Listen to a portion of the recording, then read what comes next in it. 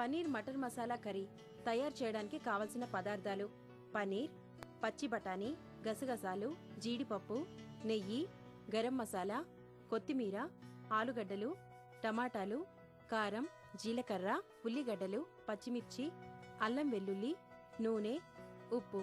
Garnish కోసం టమాటాలు, కొత్తిమీర, పచ్చిమిర్చి.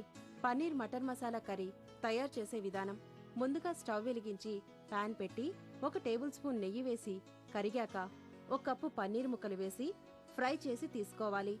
అదే పాన్లో 2 టేబుల్ స్పూన్ల నూనె పోసి కాగాక జీలకర్ర, ఉల్లిపాయ ముక్కలు, అల్లం వెల్లుల్లి, పచ్చిమిర్చి కలిపి గ్రైండ్ చేసిన పేస్ట్ 1 టేబుల్ స్పూన్, 1 కప్పు టమాటా ముక్కలు, 1 కప్పు ఉడికించిన ఆలూ పేస్ట్, చిటికెడు పసుపు, 1 కప్పు బాయిల్డ్ చేసిన బఠానీ వేసి 5 నిమిషాలు ఫ్రై అయ్యాక కాజు, గసగసాలు కలిపి గ్రైండ్ చేసిన పేస్ట్ 1/2 కప్పు, తగినన్ని వాటర్ పోసి 2 నిమిషాలు మరిగించి ఫ్రై చేసిన పన్నీర్, తగినంత ఉప్పు, 1/2 టేబుల్ స్పూన్ కారం, 1/2 టేబుల్ స్పూన్ గరం మసాలా వేసి కలిపి ఒక బౌల్లోకి తీసుకోవాలి.